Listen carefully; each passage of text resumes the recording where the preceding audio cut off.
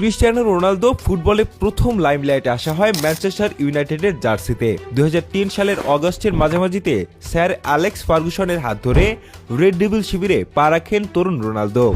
তখন প্রায় অর্ধযুগ ধরে ক্লাবটির হয়ে রোনালদো 3টি প্রিমিয়ার লিগ শিরোপা, একটি চ্যাম্পিয়ন্স লিগ শিরোপা, একটি এফএ কাপ শিরোপা, 2টি লিগ কাপ শিরোপা, একটি কমিউনিটি শিল্ড ও একটি ফিফা ক্লাব বিশ্বকাপ জেতেন।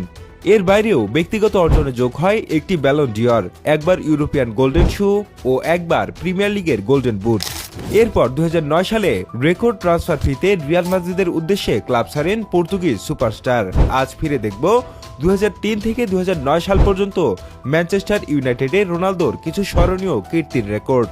ম্যানচেস্টার ইউনাইটেডে যোগ দেওয়ার সময় রোনালদো ছিলেন মূলত একজন attacking midfielder. Dribble, step over আর গতি ছিল তার মূল অস্ত্র। কিন্তু স্যার অ্যালেক্স ফার্গুসনের অধীনে খেলতে খেলতেই তিনি নিজেকে রূপান্তরিত করেন এক পরিপূর্ণ গোল স্কোরারে। প্রথম মৌসুমেই এফএ কাপ জিতে ইংল্যান্ডের মাটিতে নিজের প্রথম শিরোপার স্বাদ পান রোনালদো। মিলওয়ালের বিপক্ষে ফাইনালে তার হেড করা গোলটি ছিল ইউনাইটেড ক্যারিয়ারের প্রথম বড় ফাইনালের স্মরণীয় মুহূর্ত। 2006-07 মৌসুমে এসে রোনালদো পুরোপুরি আলাদা এক লেভেলে চলে যান। ওই মৌসুমে প্রিমিয়ার লিগে 17 ও 16 অ্যাসিস্ট করে ইউনাইটেডকে লিগ শিরোপা জেতাতে বড় ভূমিকা রাখেন তিনি। একই সঙ্গে জেতেন PFA player of the year এবং year player of the year পুরস্কার। এই মৌসুম থেকেই ইউরোপ বুঝতে শুরু করে রোনালদো শুধু প্রতিভাবান নন, বরং ভবিষ্যতের সেরা খেলোয়াড়দের একজন।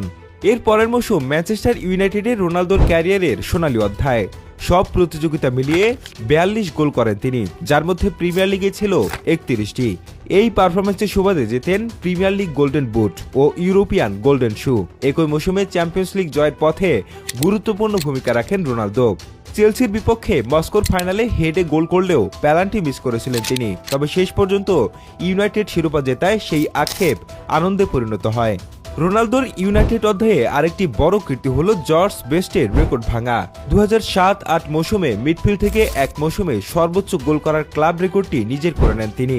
সেই সঙ্গে পর্তুগিজ তারকার ফ্রি কিকগুলো হয়ে ওঠে প্রতিপক্ষের জন্য আতঙ্ক। বিশেষ করে পোর্টমাউথের বিপক্ষে করা সেই নাকল বল ফ্রি কিক আজও ইউনাইটেড ইতিহাসের অন্যতম আইকনিক গোল হিসেবে বিবেচিত।